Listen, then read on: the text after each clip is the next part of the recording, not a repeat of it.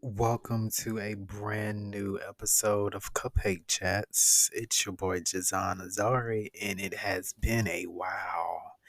It's actually been a year and a month. I took a break from Cupcake Chats because I just needed to focus and center myself. And I will say the 13 months was well deserved, it was well needed. I was busy. Hopefully y'all have been busy too. Hopefully you haven't forgotten how my voice sounds. It's like I said, it's been a minute. But I wanted to come back and kind of slowly get back into podcasting and just to update people a little bit and hopefully bring on some guests, have some talks, have some very meaningful conversations because it's needed right now. And yeah. So, in the last year, what have you accomplished? Well, I've accomplished a good bit of things. I fully jumped into my publicist bag. And when I mean fully, like I took on clients that I no longer thought needed the push that they needed. Like I took chances on people. I dropped people. I was kind of over the bullshit. I just let a lot of stuff go because I just needed cleansing in my life. I needed people that aligned with the out goals that I had set for myself, like the output that I wanted to see from my efforts put into them, into their work, into their craft, into their talent to amplify it. And yeah, it's been amazing. Um, Started the year with a great new artist by the name of Jzon. And hmm, what can I say about him? Stellar stuff. Um, he just was featured on Drake's new project. For all the dogs. He had two placements. He was on a tour. We built this up from the ground up. It's a slow and steady race, but the race is slowly going somewhere. And you know what? If you haven't heard, Bahama Promises and Tried Our Best from Drake's new project, I need for y'all to go out there and listen to him. And yeah, went on the road with him with Duran Bernard. We met some amazing people. We had some interesting conversations.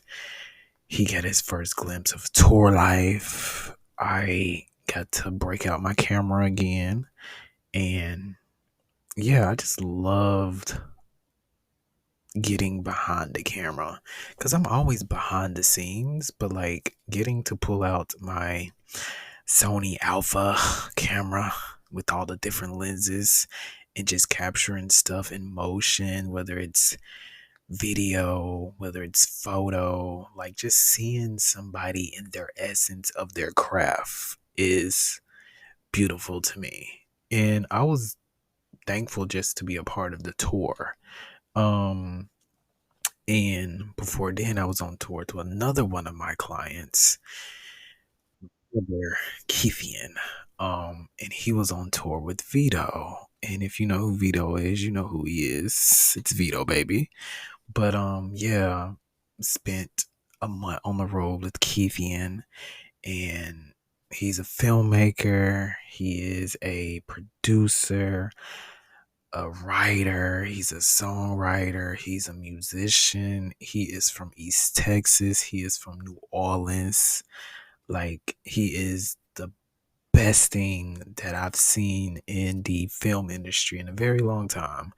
And his music is just as insightful. Like J. Ronell's a vocalist, but Keithian is a timestamp. Like he captures time with not just his music, but with his performances, and that's very rare. But had a great time with him. I had to step up and be his manager, but we're getting places and I love it.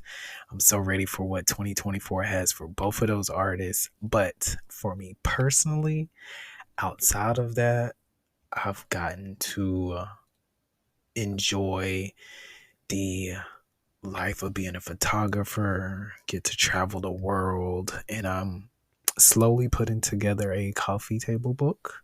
Hopefully, I'll be able to release it to y'all in the new year. Not dropping the date, but just know it's in the works and just give people a glimpse into my life because I am a very private person. When you scan my social media, there's no pictures of me for obvious reasons. I like my peace. I like my quiet. Like once you work with a certain caliber of people, you don't own your life. Your life belongs to the public, quote unquote. So when I was working in those realms of super celebrities, yeah, my life imploded. Dating life, personal life, family life, nothing was off limits. So I rebranded and I made myself anonymous. And I love it. I love it so much. So that is why I use moments like this podcast, Cupcake Chats, to give y'all a nice little piece of who I am outside of work, inside of work, and everything in between.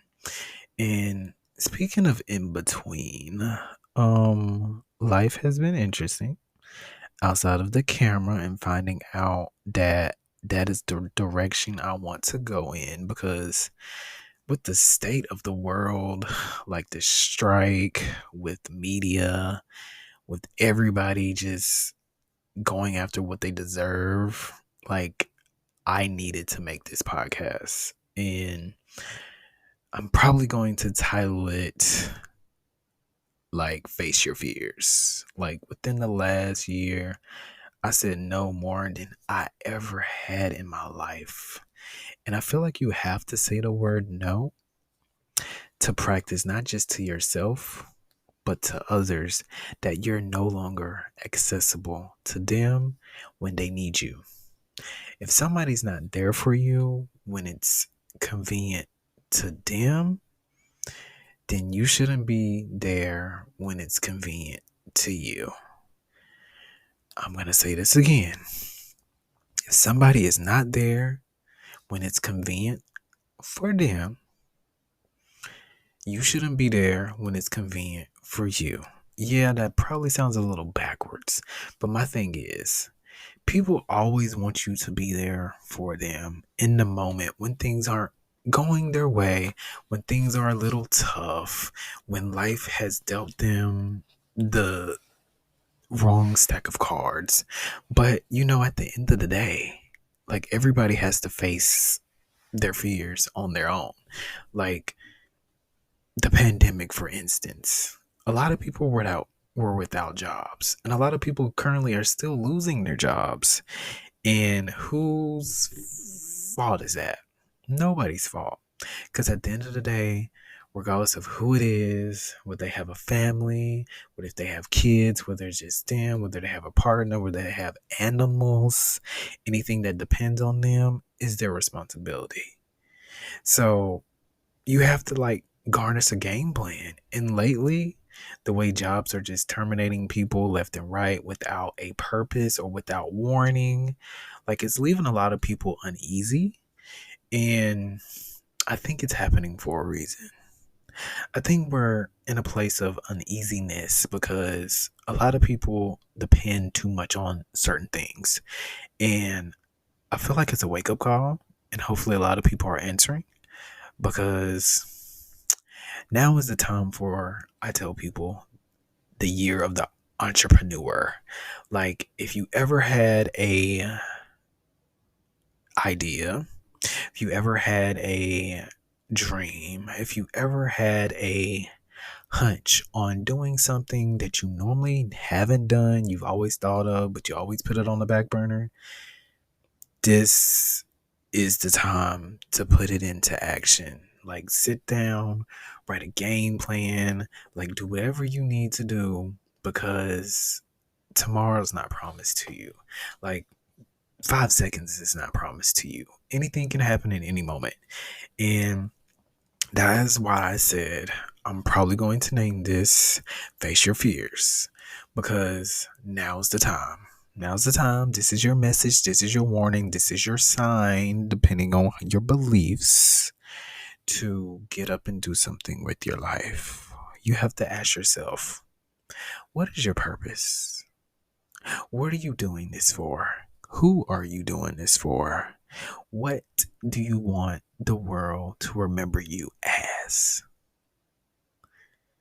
And those are very strong words. Like, those are not words that can sum up anything outside of, oh wow, yeah, I want to be a doctor. Oh yeah, I want people to remember me. Okay, but what are you going to do to make people remember you?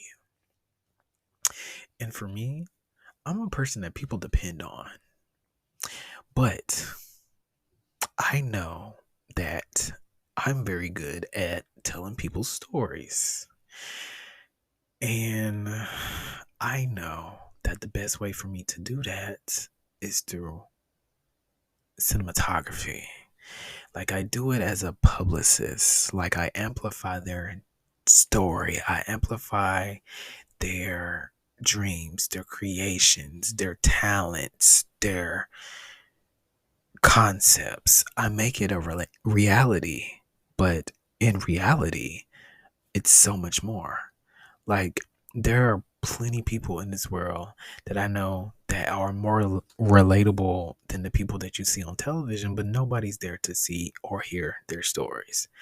And for me, it's my job, in my mind, in my heart, to tell them. And that is what I'm doing. That is my longevity. That is my building the community moment. I am building so I can help others, so they can help others. It's a cycle of life. And that's my long goal. What is your long goal? Maybe you need a little bit more time. Maybe you need to be put in another situation. Maybe you just need to be applied a little bit differently. Maybe some pressure needs to be pressed against you. But hopefully, everybody can take a little time to do what they need to do in life, even though jobs are very demanding, even though life is very stressful, even though that we all have the same 24 hours a day and they're not considered equal. I want you, starting today, to make some time for yourself. Because at the end of the day, who's going to make time for you? You clock into a job. You work the same 8, 10, 12, 14 hours every day. You get off. You drive home, depending on how long your commute is. You go home. You crash. You take a shower. You do whatever you need to do. You get up and do it again tomorrow. But within those 14 hours of the day, within those 12, 8 hours of the day, are you doing something that you love? Are you impacting somebody that you want to remember you? Are you leaving impressions that are going to start conversations when you're no longer in the room? Ask yourself that. And you know what? If you don't have an answer, that's fine. Ask yourself that every day until you have a solid, concrete answer. Because only then will you have the courage to take that next step. And I tell people, I quit my job 3 times. And it took me 3 times to get it right. First time I had my eggs in a basket, somebody else's basket. What happened? They ran off with the basket. So, second time, I had my eggs in 2 separate baskets. I didn't have enough eggs in my basket because somebody ran off with the eggs. And then when I found out somebody had run off with the eggs, my eggs were gone too. Third time, I had worked out equations. I had did my homework. I had put stuff down on paper. I weighed the pros and cons. I stepped out. I was fully prepared. It didn't happen overnight. Here we are, October the 10th, 13 years later. I'm doing something for myself because I took a risk, because I said, fuck fear. This is what I want to do. This is what I need to do in order to do this for a living. And I am here doing it. Am I happy? Majority of the time, yes. You're not going to always be happy. But majority of the time, I am happy. I enjoy helping people. And I really want people to take a second out of their day to maybe just think, what can I do to make my day? Especially if you make a lot of other people's days. Because I am a giver. I give to people. But I had to learn to give to myself. So, for those people like me, take a little time for yourself. Decompress. Think about everything you've done for everybody else. Then apply it to yourself. Show yourself some love. Show yourself some grace. That's all I ask. And with that, I'm going to let you sit with this. And hopefully, the next time you hear my voice, you have some type of outline, some type of blueprint of what you want to do. And then we can discuss. But in the meantime, starting up a Substack where you can sign up to hear more of these podcasts, where you can get little glimpses into my photography, where you can hear about my music taste, where you can hear about my upcoming ventures, and where you can leave me feedback like this. But also, you can check out my website, JzonAzari.com. You can follow me on Instagram, Twitter, all those social media platforms at JZonAzari, and start a conversation with me. This is your boy Jzon Azari, and it's been real. Peace.